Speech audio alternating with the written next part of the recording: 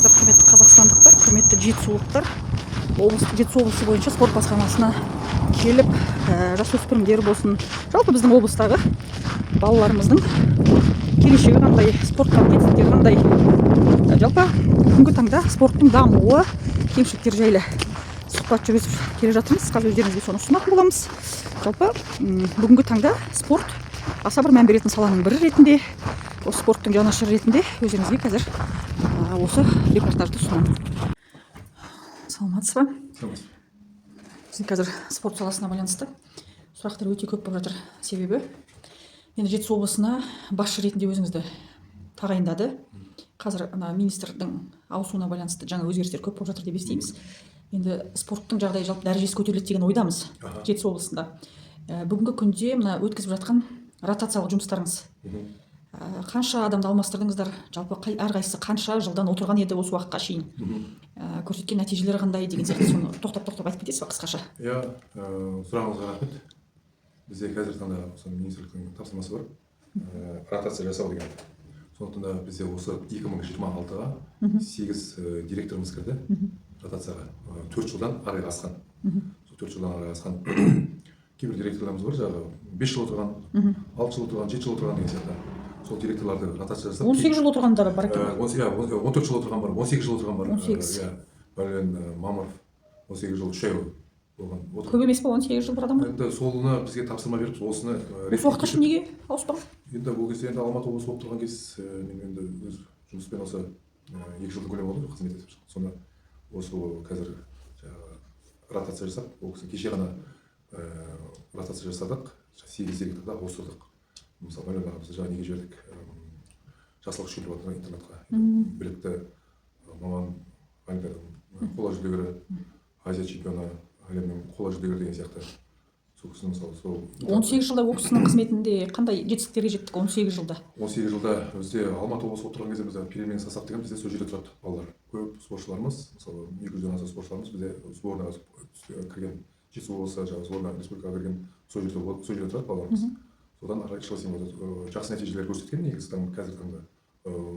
Мысалы Алматы облысы болып тұрған кезде жаңағы Азия чемпиондары бар. Енді осы Жетісу облысы болғанда да мысалы Құрбай Бесқар деген әлем чемпионы атанды. Сол жерде тұрады, сол жерде жаңағы соның неде числится еді мектепте. 23 жасқа дейін тағы да әлем чемпионы атанды. Азия чемпионы атанды. Сол сияқты мысалы спортшыларымыз жақсы нәтиже көрсеткен. Енді тікелей сол кісінің еңбегі ма сонда ол? Енді қарайды ол кісі. Сол кісіге қарастырғанмен жан-жаққа барып сол. Бапкері қарай ма или сол кісі? Бапкерді қарайды, ертең бапкерден ол кісі сұрайды мысалы бапкерден. Ол кісінің. Сол үшін сұрап тұрмын ғой, тікелей өзінің жұмысы ма, болмаса бапкерінің жұмысы ма дегенім ғой енді жалпы. Бапкердің де жұмысы бірінші, одан кейін жаңағы директордың да жұмысы. Өйткені екеуі қарым-қатынас болмаса ол жүрмейді жұмыс. Мысалы жарысқа жіберу керек, сборға жіберу керек, ол сборный команда тұрғаннан мысалы талаптар бар. Чемпионат әлем біріншілігінің алдында 3 этап өту керек сбор. Горный сбор дейді, одан кейін базовый сбор, одан кейін ковровый сбор деген сияқты. Солардан мысалы жаңағы ақшасы бөлініп, ол кісі де мысалы Мәлен ағамыз бірге барып жаңағы сборда енді ол кісі де сол спорт түрімен күрескен. Сондықтан да сондай ротация жасап, қазіргі таңда кеше ғана осы кеше өзіңізбен байланысты сөйлестім. Сол кезде Ақсу, Сарқан сол жақтан директорларында ауыстырып, енді қазір ай сайын директорларды шақыртып біз мәлімет алып отыратын боламыз. Сарқандта мысалы басшы қандай, кім деген азамат Сарқандта қазір? Ауысқан адам кім? Сарқандта қанша жыл отырды ол кісі? Ол кісі 6 жыл отырған, Балабек Дастан деген жігіт, Қанатбекұлы. Жетістіктері қандай? Жетістіктері мысалы дзюдо күресінен Азияның жасөспірімдер спорт мектебі ғой жүрді. Жасөспірімдерден Азияның қола жүлдегері атанған спортшылар бар. Одан кейін ауыр атлетика дейді. Әлихан Аскербай деген кеше жастар арасынан Азия ойындарында чемпион атанды. Мысалы сол мектепте сол жерден түлегі жақсы нәтижелер көрсетіп жатқан спортшылар көп мысалы аудандарда. Енді біз бұдан да ары жұмысты күшейту үшін қазір талап қойып жатырмыз. Ай сайын аудандар келіп бізге береді. Біз осындай жасап жатырмыз, осындай жаттығуға осынша бала бара жатыр. И нәтижесін сұратып жатырмыз. Мысалы бәрін жаңағы протоколмен енгізіп, ертең ол басшылар жауап береді. Ол басшылар сол жұмысты жүргізу үшін. Әйтпесе қазіргі таңда көп жерлерде жаңағы шығып жатыр. Бір-бірімен қарым-қатынас жоқ, тренер бөлек, несі бөлек, директоры бөлек деген сияқты. Сол үшін біз жұмысты күшейтіп жатырмыз. Кеше ғана осы жиналыс жасадық. Облыс әкімінің заңымен Диасар Ахметова көреуші заң осы жақында ауысты, 3-4 айдың көлемі болды.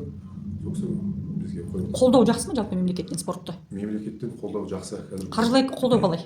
Қаржылай қолдау дұрыс жүріп жатыр қазір. Дұрыс, иә, дұрыс. Қазіргі министрдің не жақсылық, не жаңалық енгізіп жатыр қазіргі министрдің жұмыс тәсілінде? Басқа министрлерге қандай өзгешелік бар ма, жоқ па? Өзгешелік бар аға. Бар, иә? Иә, бар. Жас қой, қанша айтқанмен дегенім ғой. Жас, одан кейін өзі ол спорттан шыққан азамат. Қай түрі? Дзюдо күресінен. Дзюдо. Дзюдо күресінен сборный командада болған. Содан кейін үлкен жаңағы әр спорт түріне, мысалы федерациялармен кездесіп, генсектермен кездесіп, сондай іс-шаралар жасап жатыр. Мысалы біз ертең 29 күні тағы да үлкен министрліктен жиналыс өтеді. Ай сайын барып, қай спорт түрі бұл кісі бәрін қадағалап, бәрін біліп отыр. Қай спорт түрлері біз қай облыста дамымай жатқан. Сол спорт түрлерін мысалы тұрғызып, жаңағы алдында біз жиналыста осы желтоқсан айында үлкен жиналыс өтті. Сол кезде қатысып, мысалы әр спорт түріне мамандар шақырылып, құрама командаға үлкен деңгейлер спорттық реформалар болып жатыр қазір. Енді ол алдағы уақытта мысалы ертең жақсы нәтиже көрсетеді деп ойлаймын. Жалпы ротация дегенді қалай түсінесіз? Бір жермен, бір ауданмен екі ауданды бір-біріне алмастыра салу ма? Болмаса спортқа жаңа серпін беріп, жаңадан ойлайтын, енді мысалы 4 жылда бір ауса, ол 4 жылда сол өңірдің өзінің бір жақсы бір спортсмендері өсіп, сол өңірдің өзінің бір сыпыра жаңағы бітірген азаматтар, жанашырлар белгілі бір жасқа келіп, нәтиже көрсете алатын жасқа келіп, мысалы спортқа келіп еңбек еткісі келсе, үлкен ақсақалдар мысалы 18 жыл, 20 жыл істегендер бар екен мысалы. Неге жастарға орын бермейді мысалы? Ротация ол бір ауданмен бір ауданды алмастыра салу ма? Ал жалпы бір жаңашылықты енгізетін адамды алып келу ма? Қалай ойлайсыз? Енді ротация жаңағы нелерді ауыстырып жатқан себебіміз мысалы реформа болу керек. Спортшылар, жаттықтырушылар барлығымен мысалы ауыстырып жатыр деп айттым жаңа. Тек қана директордың өзі ғана ауысады. Зам мен бухгалтер оны ешқайсысы ауыстырмайды. Сол дұрыс деп ойлайсыз ба жалпы? Негізі дұрыс деп ойлаймын. Ал енді мына футбольный командада сол бұрынғы қылмыстық іске қатысты бухгалтердің ары қарай отырғаны соны сіздің ойыңызша дұрыс па? Енді мен мына бір 7 айдың көлемінде жұмыстан босап қалдым ғой. Сол кезде біз мен өзім бір шара қолданып, ол кісіні жұмыстан босатамыз деп мен өзім сөйтіп не болып жүрмін, бірақ шамаңыз келмеді, иә? Жалпы мындай ғой, бұрын өзі қылмысқа қатысы бар ау деген күдік болды. Сол істе өтті, қаншама кемшіліктер анықталды. Жалпы ары қарайда кемшіліктер болып жатқаны футболда сол ескі бухгалтердің, ескі көздің сол уақыттағы өз орнында отырғаны деп ойламайсыз ба? Жаңа атап өттім ғой, осы 7 айдың көлемінде жұмыста болған. Одан кейін біз енді оны құзырлы органдар тексерді ғой. Біздерге ешқандай бір справка. Кемшілік жоқ деді. Кемшілік онда ештеңе бермеді. Жұмысының бәрі керемет, жақсы деді. Құнды кадр ғой енді сонда, иә? Енді өйтіп айта алмаймын, құнды кадр деп. Енді ол бізге мысалы құзырлы органдар бізге мына кісіні. Сонда құзырлы органдар сіздердің мамандарыңызға баға беру керек па? Жалпы басшы ретінде өзіңіз мысалы тексере берсін, енді олар білмейді ғой ол кісінің қалай жұмыс жасайтынын. Сіз мысалы қарап тұрсыз, кемшілік сол адамнан болып қалды ау, болмаса енді алдындағы осындай бір кикілжіңнің сол жалғасы ретінде болмаса бір басқа енді жұмыс орынға алмасуы ол проблема емес қой, мысалы басқа ротация жасау проблема емес еді дегенім ғой енді. Қазіргі таңда қазір қараймыз, енді бұл общественный объединение болып кетті мысалы футбол. Енді олар мысалы бізге алдында тікелей бағалатын, қазір олар общественный болып кеткен. Мемлекеттің қаржысымен ешқандай жағынан қатысы жоқ па олардың қазір жаңағы общественный объединение қоғамдық бірлестік болған күннің өзінде мемлекеттің ақшасын алмай ма олар сонда ешқай жерден? Қазіргі таңда біз ол нелерді жүргізіп жатырмыз, әлі не өткен жоқ. Футболдың клубты президент тапсырмасы бар ғой жаңағы жекеменшік жасау керек деген. Мысалы қазір мен зам неде жүр, Астанада, сол бойынша федерациялармен кездесіп, сөйлесіп, жаңағы футбольный клубты жекеменшікке беруге. Енді жекеменшікке беретін болса, ол жерде қазір олар сатып алған адам, өзінің барлығы өзінің адамы қойды ғой, бухгалтерді, директорды, жекеменшікке өткізіп береді деп тұрсыз ғой. Бәрін бүлдіріп алып, мемлекеттің қарасын жымқыртып алып, енді мемлекет жекеге кете береді дейсіз ғой енді. Жарайды. Біз тек қана қарнымыз ашатыны мемлекеттен кеткен шығын толығымен өтелді ма өтелмеді ма біз білмейміз, бірақ жалпы сол іске қатысы бар ау деген азаматтардың барлығы әлі күнге дейін сол қызметін жалғастырып жатқандығы ұнамайды негізі. Бірақ спортқа жанашыр азаматтар келсе екен деген ойдамыз жалпы. Одан кейін ротация дегеніміз ол бір аудан мен бір ауданды алмастырсам ау. Ротация деген негізі бір жаңа серпін беру мақсатында мықты істейтін жастардың арасынан жақсы бір мамандарды жұмыс жасауына мүмкіндік беру негізі. Ал бізде ротация бір ауданды бір ауданға алмастыра салсақ, сол бізде ротация болып есептеледі. Негізі ол кішкене бір дұрыс емес практика екені осы уақытқа шейін енді көрсетіліп тұрғандай уақытпенен. Жалпы жақсы мамандарды тағайындаған кезде трайбализм мәселесіне мән бересіз ба?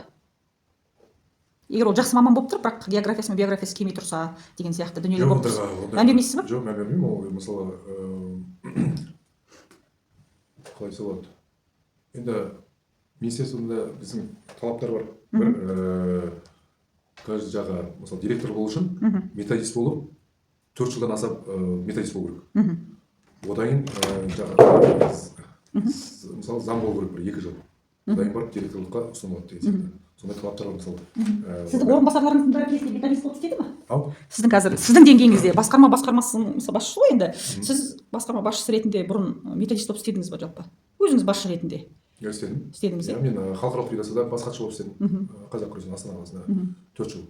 Одан кейін оның алдында неде дирекция развития спорта деген бар. Бір сол жерде істедім. ДШК деген. Сол жерлерде біз сборный команда тұрған кезде бізде сондай спорт нұсқаушыға біз тұрамыз сол жерде. 2006-2012. Орынбасарларыңызда барлықтары бәрі сол жерде жаңағы істеген болып тұр ғой, иә? Орынбасарым осы мемлекеттік қызметкерде мысалы жұмыс істеген. Жоқ, мемлекеттік қызметте істеген. Спорт саласында істеді ма?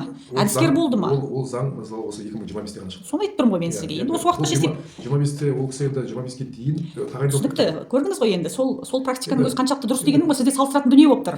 Бұрын мемлекеттік қызметте істеген, бірақ спорттан хабары жоқ. Себебі әдіскер болмаған, тренерлік қызметте болмаған. Жаңағыдай дүниенің бәрін өтіп келіп, енді мысалы орынбасар болып отыр, былай айтқан кезде. Тікелей барып бапкерлер менде жұмыс жасайды, әдіскерлер менде жұмыс жасайды. Енді сол дүниеде өзінің практикасы болмаса қалай жұмыс жасап жатыр деген сұрақ. Бұл спорт директоры бар, басшысы бар деген менеджер болу керек қой. Менеджер жұмысты жүргізе білу керек. Кейбір болады спорттан мәлімай мысалы нәтиже жетістікке жетіп жатады, бірақ менеджерлік жұмысы жоқ ондай азаматтар да бар мысалы. Сондай бір кішкене. Алғашқы жиналысында сағат менде жиналыс еді 5-те. Жақсы. Жалпы мына сізден бір өтініш. Егер сіз спортқа шынымен жанашыр болсаңыз, спортты жақсы көрсеңіз, мына мен тікелей өзім ата-ана ретінде айтайыншы, енді басқа ата-аналар үшін жауап бермеймін. Тек қана өзім үшін ғана жауап бергім келіп тұр. Балаларды жарысқа қатыстырғанда сіздерде календарный план деген болады. Кез келген мемлекеттік мекемедегі бар дүние, жоспарлы жарыстарды сіздер жоспарлайсыздар. Оған мемлекет тарапынан жаңа қаржы бөлінеді, толыққанды бөлінбеу мүмкін емес енді. Өзіңіз айтып отырсыз, қаржылай жақсы мемлекет көмектеседі деп. Бірақ біз облыс болсын, енді бәрі мемлекет қой, бәріміз бір мемлекетте өмір сүріп жатырмыз. Жалпы сборда ақшаны өзіміз төлейміз, тұрғын жерінің де жаңағы ақшасын, тамағының да ақшасын өзіміз берсек, сонда мемлекеттің бұл жердегі жаңағы рөлі қандай деген ғой. Сол жағынан сіз жақсартуға уәде бересіз ба? Балалардан артық ауыз ақша жиналмайды. Одан кейін мен айтсайшы сізге сұрақты. Одан кейін жаңағы мен нақты білетін тренерларды білем. Сен мына жарысты барып алдын ала барып өткізбеші бар өзің ақшаңа бірдеңе алып, содан кейін келген соң төлейміз деген. Бірақ календарный планда ол алдын ала жоспарланған кәдімгі жарыс мысалы, иә, ақша ол кәдімгі жоспарланып қойды оған. Бірақ жаңағы тренер неге мәжбүр болады? Өзі барып кредит алады да. Жаңағы кредит алып енді ары қарай сол жарысқа балаларды енді апарып келуге мәжбүр да, енді оның жұмысы болғаннан кейін. Бірақ ол оған не үшін керек? Ол жоспарда, календарный планда бар дүниені сіздер енді осыдан кейін, осы мен репортажды қазір айтып жатырмын ғой, солдан кейін толыққанды мемлекет егер қолдап тұрған болатын болса, толыққанды мемлекет өткізсін. Болмаса енді өткізе алмаса, онда өткізе алмай жаңағы частный бір дүниелерге бере ма. Бірақ жалпы мына спортта балаларымыз жарыстарда дашырақ жемесе екен, толыққанды жаңағы тамақ жесе екен, жақсы сапалы жарысқа барса екен, сапалы спорт болса екен, одан кейін ниетіміз жаңағы ата-ана ретіндегі ниетіміз бапкерлердің жағдайы жақсарса екен, бапкердің жағдайы жақсы болғанда біздің балаларымызға деген көңілі дұрыс, нәтиже шығаруға жұмыс жасау. Осы жағын жақсартуға уәде бересіз ба? Бересіз? Жақсы, рахмет көп. Құрметті біздің оқырмандар, жалпы сұрақтарыңыз болса қосымша қоя жатсаңыздар болады, себебі басқарма басшысы асығып тұрғаннан кейін толық сұрақтарымызды қоя алмадық. Балаларымызға қатысты сұрақтарымыз өте көп еді. 50 шақты сұрақтың бір 4-5-еуіне ғана жауап алып үлгердік, себебі басшы асығып тұр екен жиналысқа. Келесі айдарымызды тағы да осы спорт басқармасына арнаймыз. Содан кейін сұрақтарыңыз болса жаза кетіңіздер. Жаңағы спорт басқармасының басшысының айтқан сөзін кішкене қарама-қайшылық келіп тұр. Қазір футбол саласындағы бір тренердің әңгімесін сіздерге көрсетіп берейін, иә? Бағана спорт басқармасына интервьюға бардық, бәрі жақсы деді, тренерлердің жағдайы жақсы деді, иә. Енді бізде бір осындай қолымызда дәлел болып тұр, иә. Соны оқып бере салайық. Соны қазіргі кезде тренерлердің жағдайы қандай дәрежеде екенін, көре аласыздар, иә. Братан, қиын ситуацияда тұрмын. По-братски поддержи братишку, в Караганду приехали, гостиницу не могу оплатить. Бір ақшаға сеніп қалып едім, спонсорский болмаса да, брат, до конца месяца можешь 1 миллион тенге в долг дать. Можно даже под проценты. Пипец попа, братан, сегодня не найдешь, выселяйтесь, Дида, пожалуйста, помоги, брат, я тебе в конце месяца до копейки верну. Репутация, да, жұмыста под вопросом ставит эта ситуация. Братан, всем со вчерашнего дня обзваниваю, кредит не могу даже выбить. Пожалуйста, последняя надежда, брат. Братан, көмектесіп жіберші, конечно, подожду, других вариантов нет, дейді.